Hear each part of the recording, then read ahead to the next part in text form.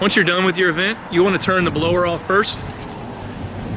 There's a flap, zippers on the side, sometimes on the ends of these things. You're going to want to open all of them up. The more flaps you open, the quicker it's going to deflate. You got two tubes on the back end. Take the blower off the tube.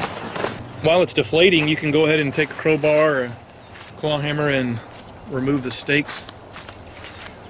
Or if you're really strong, you can just pull them out.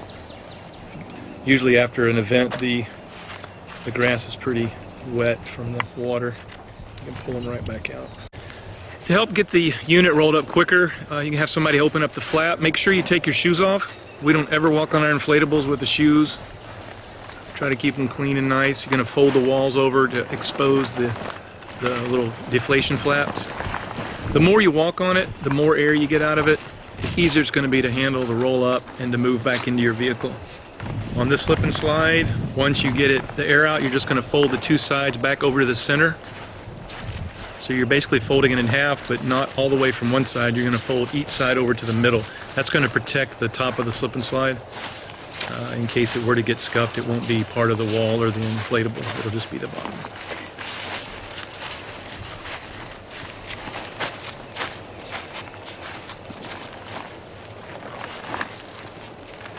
Doesn't have to be perfect. Once you bring the unit back, we are going to blow it up. We're going to dry it.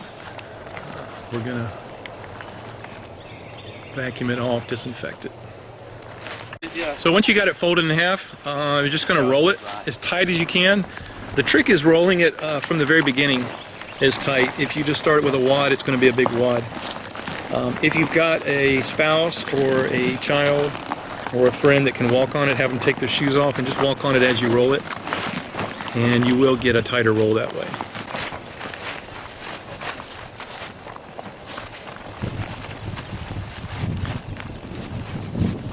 When you get down to the very end, you just want to take that hose and kind of tuck it in, but leave the end of the hose out. That'll help you drain the water out. Get to the very end, they've got it rolled right up to the end. The two tubes are sticking out. You leave those tubes out while you roll it because it helps get the air out. And then once you roll it up, you back it up a little bit. If you tuck everything in at the end, it just keeps it from damaging any of the unit while you're moving it. You don't want to do that. Got the two straps under there. You got one person holding it, one person's going to roll it up.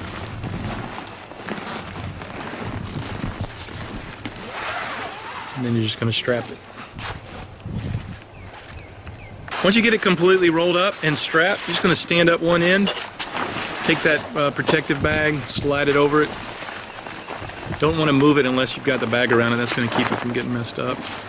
Once you get the bag over it, just going to flip it over once, stand it back up on the other end.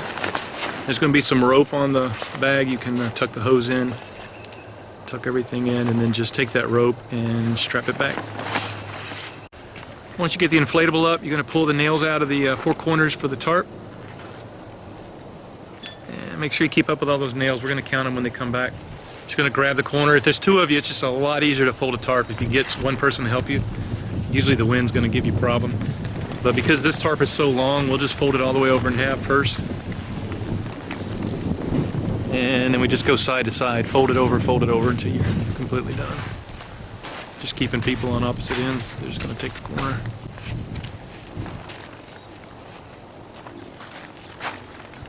It's probably going to be wet and nasty from your event. That's okay. We'll take them and we dry them and clean them and all that, so don't worry about it.